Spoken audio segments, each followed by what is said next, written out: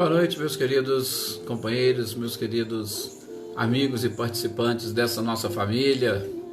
Boa noite a Marcileia, o Guilherme, o Luciano, a Adriana Alvarenga, Ana Cristina, a Gislaine, sejam todos bem-vindos. Maí, feliz semana para você também. Mariângela, nosso querido amigo Paulo Henrique, seja bem-vindo. Bom trabalho para você, Paulo Henrique, mesmo distante, sempre aí nos acompanhando. Selma, boa noite, seja bem-vinda. Aleda, Milena, boa noite também, seja bem-vinda. Eveline, Roberta, a Natália, muita paz para todos nós, Natália, isso mesmo. Valdinei, boa noite, seja bem-vindo, Valdinei.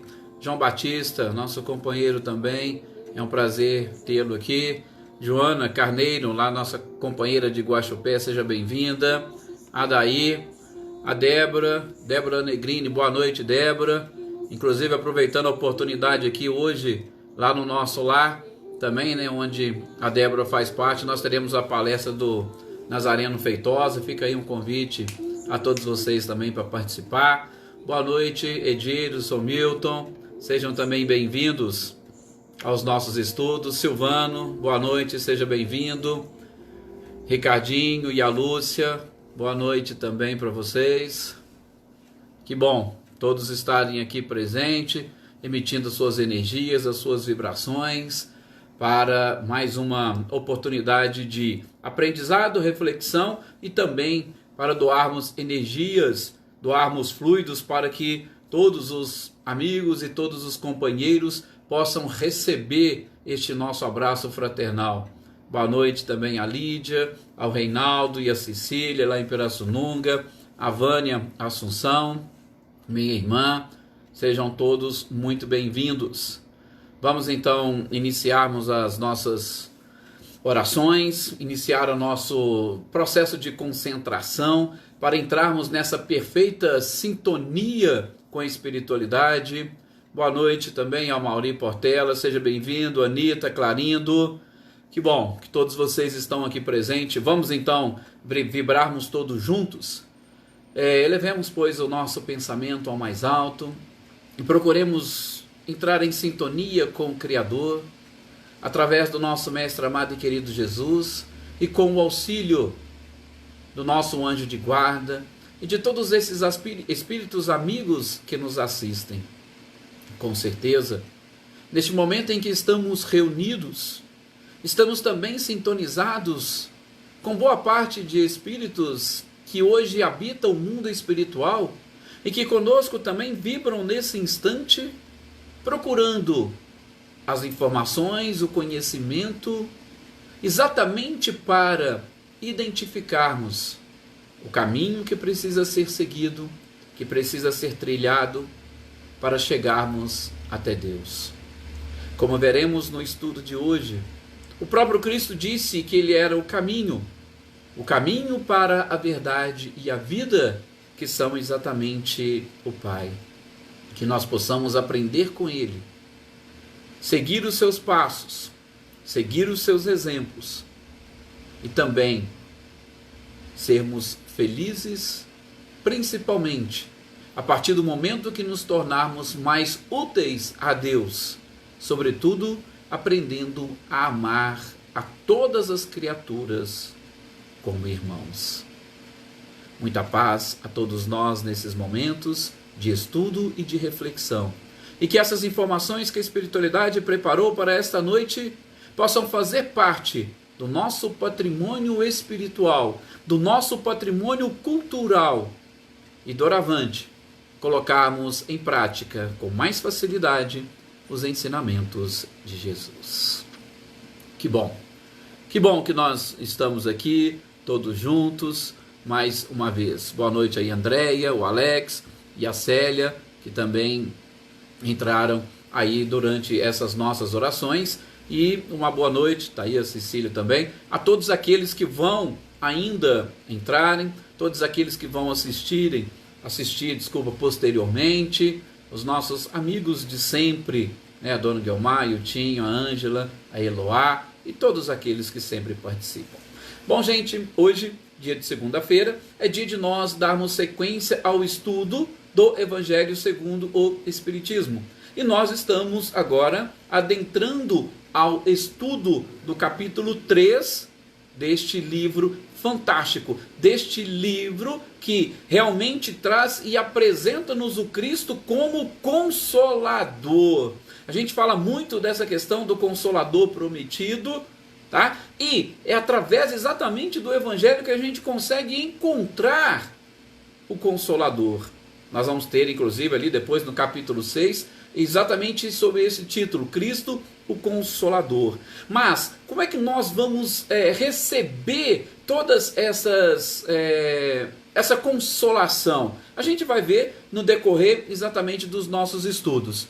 E aí, ó, como eu disse para vocês, o convite para a palestra do Nazareno Feitosa, o Valdinei colocou aí no chat o endereço para adentrarmos a página do Centro Espírita lá, Nosso Lar, lá de Americana, tá? Então fica aí o convite para todos vocês a partir das 19h30.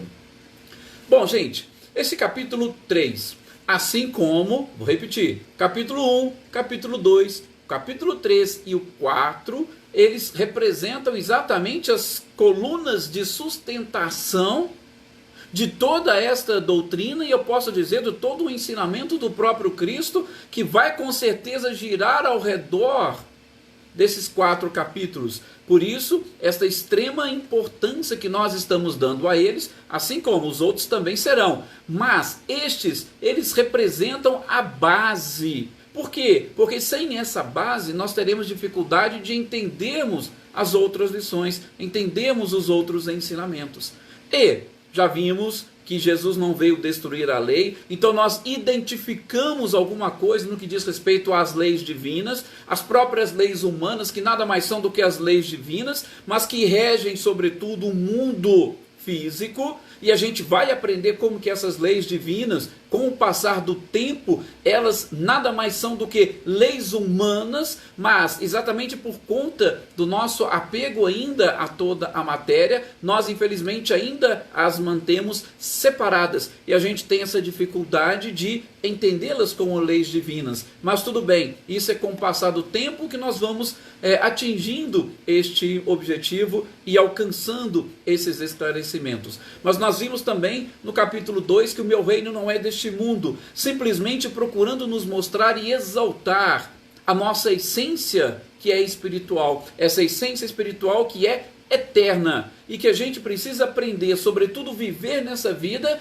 de acordo com a nossa própria essência, que a gente possa aprender a valorizar aquilo que nós somos e não apenas aquilo que nós temos, porque até mesmo o corpo que nós utilizamos nada mais é do que algo que nos foi emprestado, para que a essência pudesse crescer, evoluir através do aprendizado, na busca pelo conhecimento, para aí sim, dominando todas as leis que regem todos os mundos ou o universo, nós conseguíssemos retornar a Deus de uma forma muito mais tranquila, lógico, de uma forma sábia, para exatamente auxiliarmos na obra da criação. Não que Deus precisa de auxiliares, mas para que, auxiliando, nos sentíssemos úteis e nós tivéssemos realmente condição e capacidade de sermos felizes. Como diz Sebastião Camargo, exatamente nos ajudando a entender a lei de liberdade. Só é feliz quem é livre, e só é livre quem está preparado para responsabilidades, para assumir responsabilidades, porque não se apegando a nada, nós podemos nos responsabilizarmos por muitas coisas, inclusive por almas, como diz a questão 540 do Livro dos Espíritos, que nos mostra uma evolução do átomo ao arcanjo, e ali, no primeiro momento, nós estamos ou nos preparamos para reger as coisas da matéria, até nós atingirmos o patamar de arcanjos, onde nós estaremos recebendo tarefas que estão relacionadas com a direção de almas, a evolução moral das almas. Bom, e agora nós vamos iniciar o capítulo 3. Há muitas moradas na casa do meu Pai. Também nós vamos utilizar daquele mesmo sistema que nós estamos fazendo em todos os capítulos, que é buscar uma análise rápida e breve na estrutura proposta por Kardec e também na contextualização desta passagem evangélica, em especial no texto de João.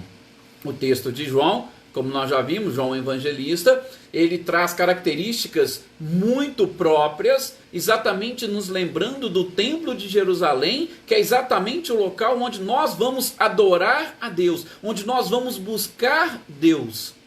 E nessa estrutura, este texto foi retirado exatamente da segunda parte, que é aquele momento onde Jesus conversa com seus amigos mais próximos, que Jesus conversa com os discípulos, que ele conversa com os apóstolos e, sobretudo, naqueles momentos que antecedem a sua partida e o seu retorno para a vida espiritual. Ele precisa reafirmar determinados ensinamentos que ele, no decorrer desses 3 anos de vida pública, passou, mas que infelizmente muitos deles haviam esquecido.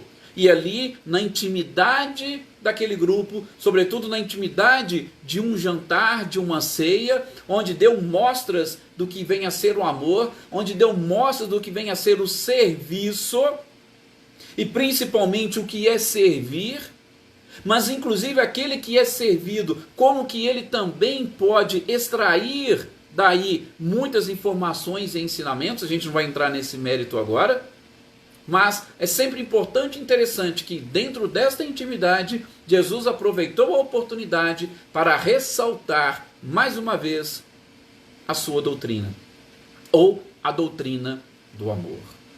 E interessante quando a gente fala nesse processo de contextualização, de análise da estrutura e de estudo do próprio Evangelho segundo o Espiritismo, uma colocação do Arthur Valadares que eu acho bem interessante, que é exatamente quando ele diz que o texto ou as palavras, eles representam uma capa, eles representam uma vestimenta. Porque as palavras que nós utilizamos, elas são utilizadas justamente para dar ou para mostrar a nós como que nós utilizamos e como que nós revestimos a ideia central. E quando a gente se entrega a um estudo, nós estamos exatamente desvelando ou tirando o véu, tirando essa capa. E aí tentando encontrar justamente a essência. Por isso a gente vai aprender com o passar do tempo e principalmente com a evolução que nós não necessitamos de palavras. Por isso nós vamos entender aquela frase de Francisco de Assis para os seus amigos, os seus discípulos: ide e pregai o evangelho, se necessário utilize palavras. Exatamente por quê? Porque as palavras nada mais são do que esta capa que reveste, é a forma de nós nos comunicarmos, mas o objetivo sempre é encontrar a ideia. Então, os nossos estudos servem para desvelar ou, sobretudo, encontrarmos esta ideia central. Como é que os espíritos vão se comunicar no futuro? Como que os espíritos superiores se comunicam? Vocês acham que eles se comunicam por palavras? Não. Se comunicam por ideias, através dos pensamentos, através dos sentimentos, que é algo muito mais avançado, muito mais evoluído. Então vamos tentar retirar um pouco desta capa para nós entendermos a essência dos ensinamentos do Cristo? Para isso, nós precisamos analisar um pouco, como sempre o fazemos, as próprias palavras que são empregadas nestes textos e sobretudo nos textos evangélicos, porque foram palavras empregadas pelo próprio Cristo. Empregadas pelo próprio Cristo num momento e num determinado local, ou para uma determinada cultura. E aí, quando a gente consegue, vamos assim dizer, invadir um pouco nessa cultura, a gente consegue extrair também um pouco desta ideia que Jesus quis passar a eles, e é claro que está passando também a nós. E, como era costume, e a própria cultura daquele povo, a gente sabe que eram famílias, ou que era uma sociedade patriarcal. E a sociedade patriarcal, ela gira ao redor daquele ancião, do patriarca, daquele homem da família que praticamente abrigava na sua casa todo mundo. Então vinham os filhos, depois vinham os netos, os bisnetos, todo mundo estava sob o mesmo teto, sob a mesma proteção, sob o mesmo lar. Então, interessante a colocação do Haroldo, quando ele diz que talvez uma tradução mais correta do próprio grego, e principalmente dentro deste contexto que Jesus quis exatamente trazer, seria não a palavra moradas, mas a palavra aposentos. Sim, na casa do meu pai há muitos aposentos. Por quê? Primeiro, a casa é uma só. Qual que é a nossa casa? É o universo. E o universo como uma única casa já nos deixa muito mais à vontade, familiarizados com o próprio Criador e com o Pai. Nós estamos na casa do Pai, independentemente do planeta onde nós estamos. Por quê? Porque a casa é uma só desses universos infinitos que nós sabemos que existem. E dentro desta casa, aí como diz o Haroldo, existem diversos aposentos. E é exatamente nestes aposentos que nós vamos entrar. A casa é uma, os aposentos são vários. E é claro, a gente sabe, cada aposento vai abrigar determinado tipo de espíritos.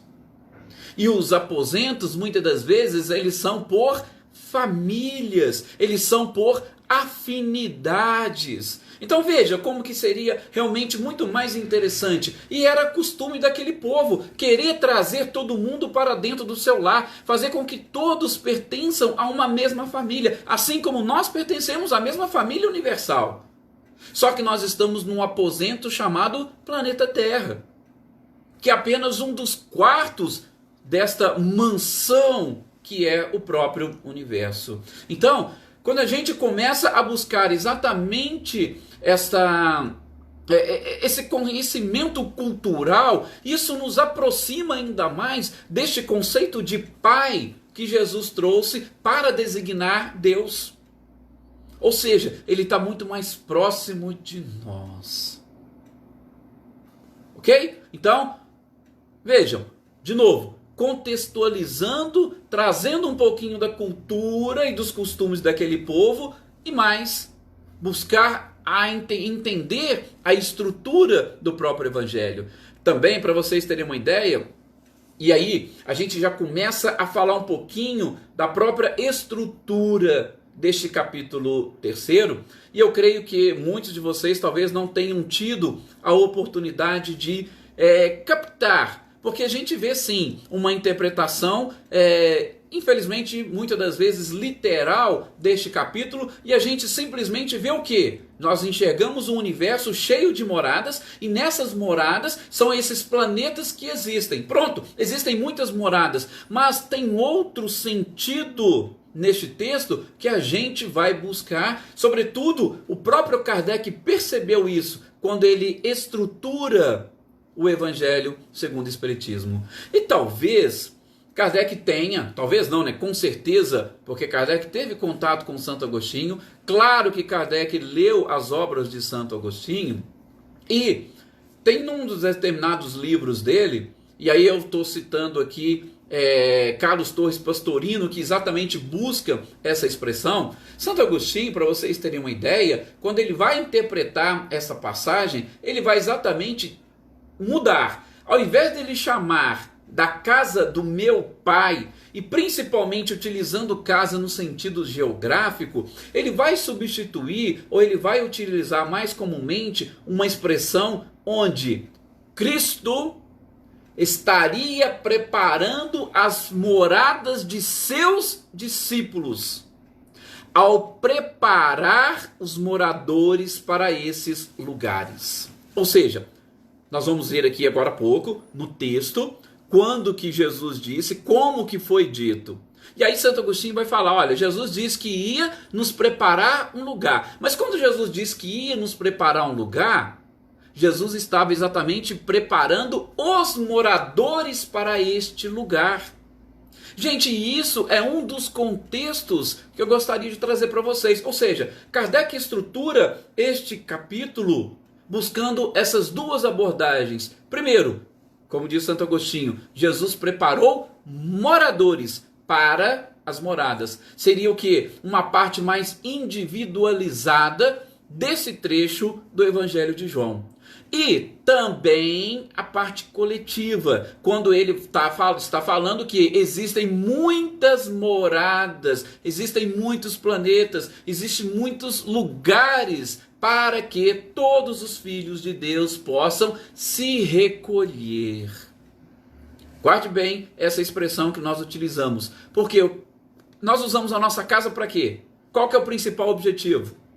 E geralmente nós temos a casa como nosso ponto de apoio, nós saímos para realizar todas as atividades, mas depois a gente sempre volta para esse ponto de apoio. Nós nos recolhemos no nosso lar. E aí essa questão, ou essa parte individualizada deste capítulo, que a gente precisa enxergar, assim como Santo Agostinho também nos propôs.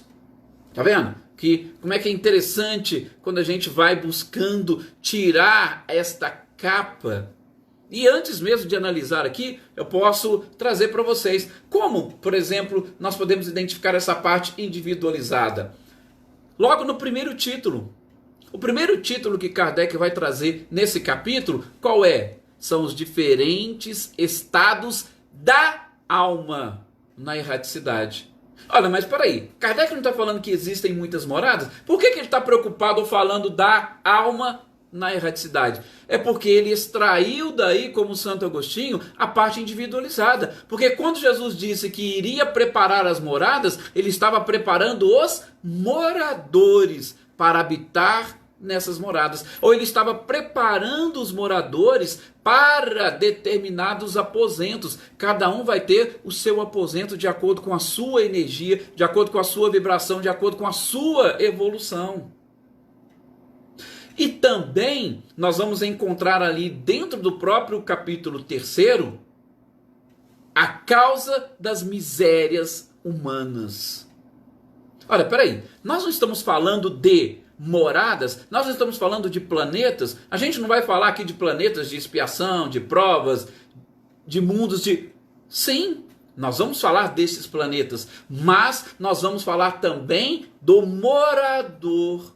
E aí Kardec traz o título, Causa das Misérias Humanas. Tá? Não se preocupe que a gente vai ver de uma forma individualizada cada um desses títulos. Mas, de novo, procurando estruturar ou mostrar como que foi essa estrutura. Pelo menos é aquilo que nós conseguimos deduzir, a forma como nós estamos tirando a capa e aquilo que a gente imagina que deve ter passado na cabeça de Kardec quando ele fez toda essa estruturação. E é claro, ele não fez sozinho, com o auxílio da própria espiritualidade.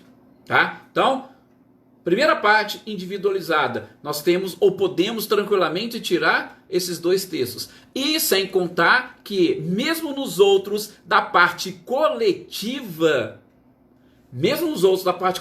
a gente vai ver que está muito ligado à própria condição da criatura. O que é que nos coloca, por exemplo, dentro de determinados mundos? Ou a classificação do mundo onde nós estamos? Santo Agostinho vai falar que é de acordo com a classificação das almas que estão neste mundo? Exatamente. Então, mesmo dentro dessa parte coletiva, como nós veremos, também a encontraremos. E nesse texto, a causa das misérias humanas, que chamou a atenção e a gente vai ver, é exatamente um trechinho, não sei se vocês que já leram se lembram, um trechinho onde Kardec vai dizer o seguinte: se nós estamos enxergando neste planeta apenas dores, nós vamos chamá-lo de um planeta hospital. Se a gente, por exemplo, está enxergando só vício e torpezas, nós vamos chamar esse planeta de uma penitenciária. Ou seja, tudo vai depender do seu ponto de vista. Opa, lembra do ponto de vista que nós vimos no capítulo anterior? parte individualizada deste capítulo 3º. E a parte coletiva, nós vamos ver as diferentes categorias de mundos habitados, a própria destinação da Terra, tá? Dentre outros, e aí sim, talvez seja uma parte mais tranquila e de uma interpretação mais comum e consensual entre todas as pessoas que conhecem esse texto de Kardec. Para vocês terem ainda uma ideia, esse próprio capítulo 14 do Evangelho de Mateus, de onde Kardec extraiu esse texto evangélico, Pastorino, no seu Sabedoria do Evangelho, ele vai intitular de Eu Profundo. Só para vocês verem. Por quê? Porque ele também faz essa mesma interpretação que Santo Agostinho. Inclusive, eu disse, ele cita Santo Agostinho. E a gente sabe que Carlos Torres Pastorino estudou lá, inclusive no Vaticano, foi padre, então ele teve muito contato e com certeza uma influência. Santo Agostinho é um dos doutores, um dos chamados conhecidos pais da igreja. Então, ele teve ou sofreu influência. Então, ele dá esse título ao seu texto, Eu Profundo. Exatamente procurando, assim como João Evangelista, nos mostrar este lado dessa que nós podemos chamar de muitas moradas. Ok? Mas, repito, nós vamos identificar isso quando estivermos estudando o texto. Agora, vamos tentar entender ou contextualizar isso. E para nós contextualizarmos, é interessante que nós não fiquemos presos apenas e tão somente nesses versículos que Kardec trouxe. É preciso avançarmos um pouco mais e também retrocedermos um pouco mais. Porque, se a gente for ver, como é que começa o título? Como é que começa o texto? O texto começa lá no capítulo 14, versículo 1, quando Jesus diz, não se turbe o vosso coração. Olha, peraí, mas como que Jesus começa justamente um texto em não se turbe o vosso coração? Será que assim, do nada ele falou assim, agora não se turbe? Não, alguma coisa aconteceu antes para que ele falasse, meus amigos, não se perturbem, fiquem tranquilos. E o que teria acontecido antes? Aí, interessante vocês pegarem, sobretudo depois, os capítulos anteriores, o capítulo 12 e o capítulo 13 deste Evangelho de João. E aí vocês vão identificar aquele momento da entrada de Jesus em Jerusalém, essa reunião que Jesus fez com seus amigos e algumas coisas que com certeza Jesus chamou a atenção deles. Uma delas é exatamente o episódio da traição. Um de vós irá me trair. Então, é lógico que naquele momento começou aquele alvoroço. E Jesus já estava fazendo o quê? Ele já estava revelando para ele, gente, vocês sabem o que estão nas Escrituras. O Filho do Homem veio exatamente para ser crucificado. Então chegou um momento. E aí, claro, todo mundo ficou assustado.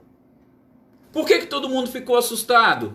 Todo mundo ficou assustado porque Jesus era exatamente aquele ponto de apoio de toda a equipe, de todo mundo. Eles já não estavam muito mais preocupados com a sua vida. Eles estavam seguindo Jesus há 3 anos. E eles enxergaram no Cristo exatamente este ponto de apoio que nós estamos querendo buscar. Então, e aí chega aquele momento, Jesus fala, olha, praticamente a nossa última noite juntos, tá? A partir da manhã vocês não me verão mais. É claro que eles vão ficar assustados e perturbados. Aí daí vem o início da expressão, ou melhor, desse capítulo, não se turbe o vosso coração. E pior que todos estavam perturbados, né? Porque, como se não bastasse, Jesus fala, um de vós irá me trair. Aí, é claro, até então ninguém sabia, com certeza, né? Aí passa um pouquinho, né? Começa ali aquela discussão, aí Pedro fala, Jesus, não sei o que tem, eu vou contigo até o fim. Aí Jesus fala, filho, pera, você não sabe nem o que você está falando. E eu, inclusive, eu vou te afirmar, antes que o galo cante, você vai me negar 3 vezes. E vocês imaginem toda aquela impulsividade do próprio Pedro, e Jesus fala que Pedro iria negá-lo. Ou seja, estava todo mundo com certeza assustado. E aí Jesus procurou acalmá-los, Como que Jesus procurou acalmá-los? Já fazendo essa revelação da vida futura, da continuidade da vida. Não se turbe o vosso coração. Não se perturbe, acalmem-se. Mas aí vem a sequência. Não se turbe o vosso coração, acalme-se. Crede em Deus. Crede também em mim. Texto, o primeiro versículo, 14, versículo 1. Não se turbe. Porque, gente, se perturbar é exatamente você perder o seu rumo. É você, como é que nós podemos dizer? É você ficar totalmente descabeceado. Vocês imaginem, quando acontece alguma coisa, algum fato na vida de vocês e que aquilo tira o sono. Vocês já prestaram atenção que a gente não consegue sequer pensar?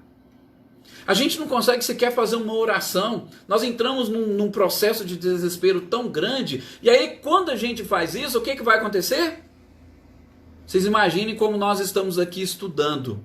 E de repente, cai o sinal da internet de vocês. Quando o nosso coração se turba ou se perturba, nós perdemos a conexão com o Criador. Só isso. Por isso Jesus disse, não se turbe, crede em Deus e crede em mim. Não fiquem preocupados e perturbados, porque se vocês se perturbarem, vocês vão perder a conexão. E eu não quero que vocês percam a conexão com Deus. Então é importante nós identificarmos isso. Não podemos nos perturbar, porque a perturbação, o desequilíbrio, ele corta a conexão. E a fé ou a fidelidade nos mantém não apenas conectados, mas nos mantém confiantes de tudo aquilo que vai acontecer. E que não cai uma folha de uma árvore sem a permissão de Deus. E isso nos tranquiliza e nos tranquiliza muito. Tá vendo, gente, como que o próprio Kardec não poderia deixar passar neste momento apenas e tão somente levando para o aspecto coletivo das moradas, mas principalmente o individual. Nós estamos aqui tentando tirar a capa, como eu citei agora há pouco, nas palavras de Arthur Valadares, tirar a capa ou estudar ou interpretar. E a gente tem que atingir essa essência. E a gente vai ver, inclusive, na sequência desse próprio texto. Na sequência do próprio texto, que ele diz, se não fosse assim, eu vou-lo teria dito. Eu vou e vou vos preparar um lugar. Eu achei interessante, fazendo justamente a leitura desse trecho, a leitura desse texto, porque Jesus aqui inclusive já mudou, né? Até então ele diz, na casa do meu pai há muitas moradas. Então ele diz, eu vou e vou vos preparar um lugar. Ele não disse eu vou e vou vos preparar uma morada. Ele falou que ia preparar um lugar. Ou seja, Jesus já mudou a expressão de morada para lugar. E é claro que aqui com certeza ele queria chamar a nossa atenção para mais alguma coisa. Porque, gente, a casa ou os aposentos já estão todos preparados. Agora, o lugar que nós vamos ficar, aí vem Santo Agostinho. Jesus preparava os moradores do lugar. Então, Jesus estava indo para preparar um lugar. Ah, mas espera aí, como é que esse lugar que Jesus prepararia?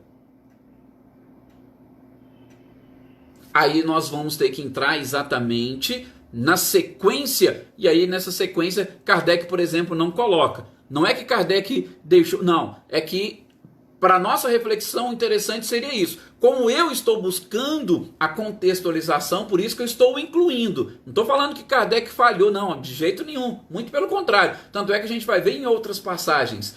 Mas por quê? Porque na sequência, veja só, Jesus começa ali a conversar, tá? Falando para não se perturbarem, porque ele estava indo, ele estava partindo, mas que ele iria preparar um lugar. E ele diz, olha, assim que eu for e preparar o lugar, vocês podem vir.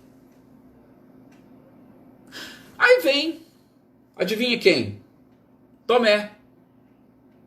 Sim, vem justamente Tomé e faz a seguinte pergunta para Jesus no versículo 5 desse mesmo capítulo 14. Senhor, não sabemos aonde vais e como podemos saber o caminho?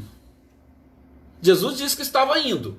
E aí depois falou, olha, vocês vêm que eu vou vos preparar o lugar. Ah, mas peraí, a gente não sabe nem para onde você vai? Como é que a gente sabe o caminho?